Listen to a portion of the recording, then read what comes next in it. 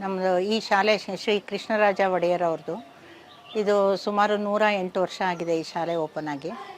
ನಾವು ಈ ಶಾಲೆಯಲ್ಲಿ ಪ್ರತಿ ವರ್ಷ ಜೂನ್ 5ನೇ ತಾರೀಕು ಪರಿಸರ ದಿನಾಚರಣೆಯನ್ನು ಆಚರಿಸ್ತಾ ಇದ್ದೀವಿ. ಹಾಗೆ ಇವತ್ತು ವನ ಮಹೋತ್ಸವವನ್ನು ಆಚರಿಸಿದ್ದೀವಿ. ಈ ನಮ್ಮ ಶಾಲೆಯಲ್ಲಿ ಪ್ರತಿ ವರ್ಷ ವನ ಮಹೋತ್ಸವಕ್ಕೋಸ್ಕರ ಒಂದೊಂದು ಗಿಡವನ್ನು ನೆಡ್ತಾ ಬಂದಿದ್ದೀವಿ. ಇದು ದಾಸವಾಳದ ಗಿಡ. ತುಂಬ ಖುಷಿಯಾಗುತ್ತೆ ನನಗೆ, ಏಕೆಂದರೆ ಎಲ್ಲ ಇದನ್ನು ನೋಡ್ತಾ ಇದ್ದರೆ ಏನೋ ಒಂಥರ ತುಂಬ ಸಂತೋಷ ಆಗುತ್ತೆ. ಮತ್ತು ಶಾಲೆಗೆ ಉಪಯೋಗವಾಗುವಂತಹ ಇದು ಗಿಡಗಳನ್ನೇ ನಾವು ನೆಟ್ಕೊಂಡಿದ್ದೀವಿ. ಮತ್ತು ಔಷಧಿ ಸಸ್ಯಗಳನ್ನೂ ನೆಟ್ಟಿದ್ದೀವಿ. ಮಕ್ಕಳಿಗೆ ನಾವು ಪರಿಸರದ ಬಗ್ಗೆ ಪಾಠ ಮಾಡಬೇಕಾದ್ರೆ ನಾವು ಅದನ್ನು ತೋರಿಸ್ಕೊಂಡು ಆಯಾ ಗಿಡದ ಮುಂದೆ ನಿಂತ್ಕೊಂಡೇ ಪಾಠ ಮಾಡ್ತೀವಿ. ಮತ್ತು ಮಕ್ಕಳಿಗೆ ಸುಮ್ಮನೆ ಬಾಯಲ್ಲಿ ಹೇಳೋದಕ್ಕಿಂತ ಆಯಾ ಎಲೆಗಳ ಪರಿಚಯ ಮಾಡ್ತೀವಿ.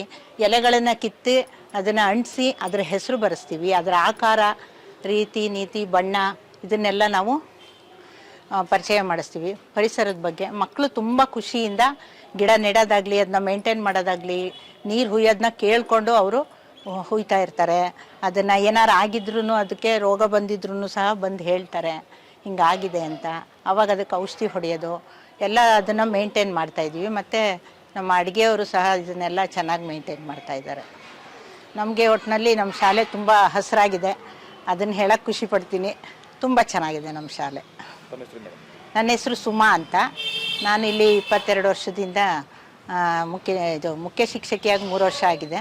ಈಗ ನಾನು 22 ವರ್ಷದಿಂದ ಈ ಶಾಲೆಯಲ್ಲಿ ಇದ್ದೀನಿ. ಆಗ್ಲಿಂದನೂ ಇದೇ ಥರ ಪರಿಸರನ ಮೇಂಟೈನ್ ಮಾಡ್ಕೊಂಡು ಬಂದಿದ್ದೀವಿ.